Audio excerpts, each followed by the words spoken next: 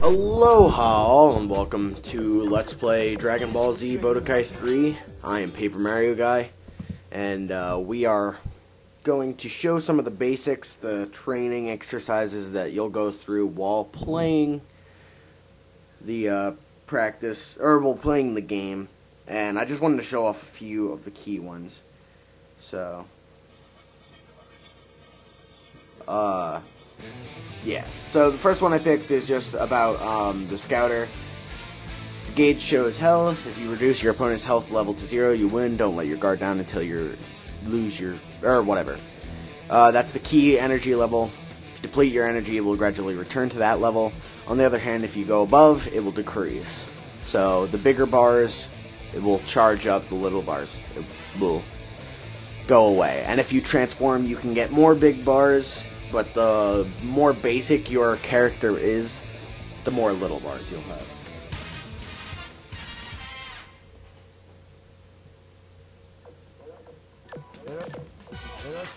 Next, we will cover the fundamentals, movement, and basic attack. So I don't know which one I pick here. In this, chapter 3, I think I pick. Okay, so, yeah. This one is key. I figured majority of the key ones are, I mean, I picked, I think, probably like 7 or 8 of the 12 things out to show.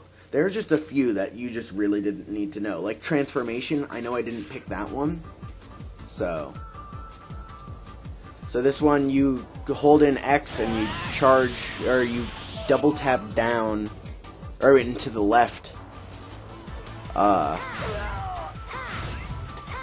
The directional pad, that's what I'm trying to say. You'll start charging up your energy. E will allow you to shoot things, and then if someone shoots a key wave at you, you can block it by hitting X when it comes to you. Thing you should know about when you're charging up, if you're on the left side of the screen, you have to obviously press the left directional button back twice after you guard, and it's the right if you're on the right, so just make sure you do that, and you're not just pressing the same one over and over again. Hey, charge! There we go. Stupid laptop. Hey. Thank you. Or whatever. Doesn't really matter.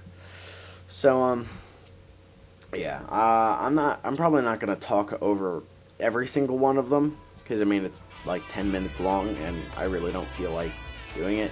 This one I will. And maybe the next one. But that's just showing you how you do like a death move, like Kamehameha or Gallic Gun or anything like that. So Gallic Gun. Now this is my favorite, one of my favorite aspects of the game. You attack and then you go. See, now I could have beaten him, and I wanted to try to make it so that it was more epic. But then when I started pushing back, it said success, so he automatically won, which was kind of dumb. But I love when you get long distance attacks like that connect, and then you can like battle. It always reminds me of the scene of in the Majin Buu saga when Majin Vegeta faces Goku, and they're in Vegeta's in the sky, and then they clash. That was probably one of my favorite moments of the whole series. But don't want to go too far out on that topic. So now it's Trunks and Vegeta preparing for the World Tournament. And if you've noticed, almost all of them, all of the training exercises references something in the story. This is Trunks and Vegeta. Before it was Raditz and Goku at the beginning. Then it was Goku and Krillin. And I skipped the Goku and Piccolo one where they talk about the Saiyans coming to Earth, or the Saiyans. I don't know how you say that. Whatever.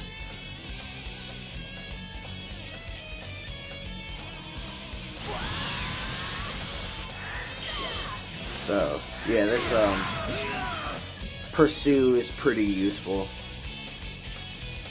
I don't use it that often. I might use it more, but I don't know. Now for the advanced defensive maneuvers. Learn to perform a charge attack and a guard crash.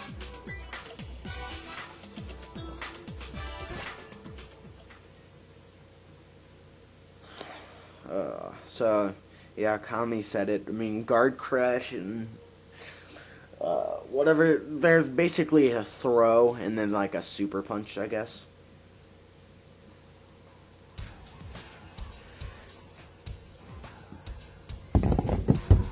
Right there. See, Trunks is pretty cool because he has a sword. I think Deborah also has a sword. And if you don't know who Deborah is, he's like the Demon King, and he's in the Majin Buu saga. But again, I don't know.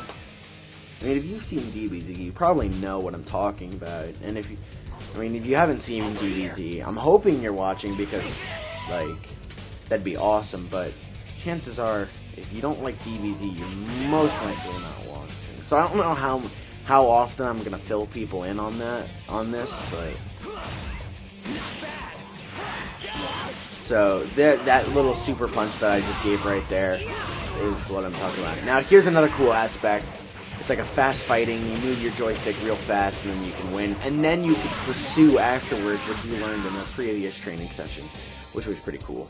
And this scene in particular is referencing the TV special of Future of Trunks, which is actually my favorite special / movie that came out. I just love that. I mean, it's amazing.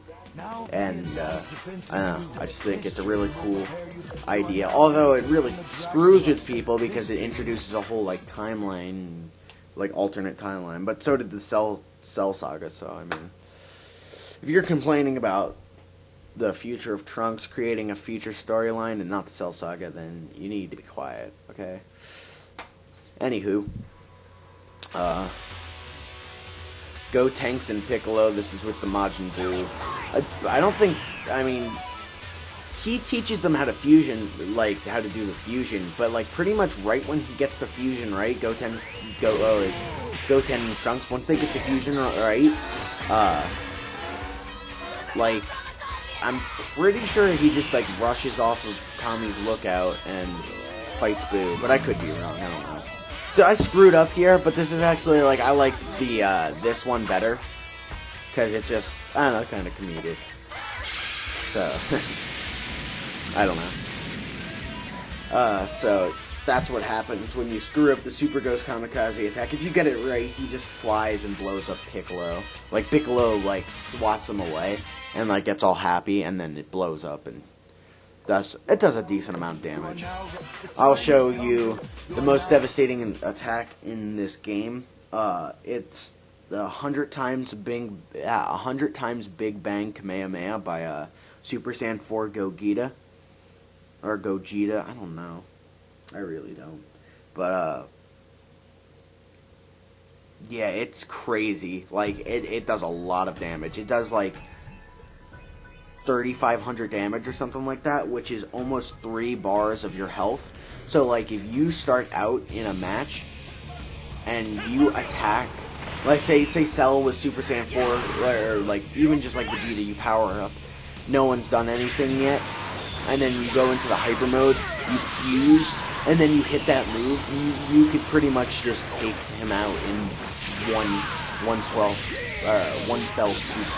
It's ridiculous, and the vibrating that comes with the controller is absolutely insane. I know I was in a Skype chat with Shadow Mario Guy and Caboose the other day when I was like playing as them, and I just put it on my table, and it was so damn loud that like they couldn't really even talk over it, and I was just like, yeah, that's what happens. So hopefully you've been reading, and I mean, it's not too hard of a concept to follow. I mean, none of it's truly hard. I just wanted to show it off a little bit, just like some of the other basics. Things like this, it can be easily described by me. And, I mean, if you don't pick it up, I mean, you will. Now, this I didn't really know even what it was. I forgot, because I played through all these up into 12. Because I know you unlock something after you beat the 12th chapter, so I wanted to show that off. And it turned out to be not as rewarding, so, I mean, whatever.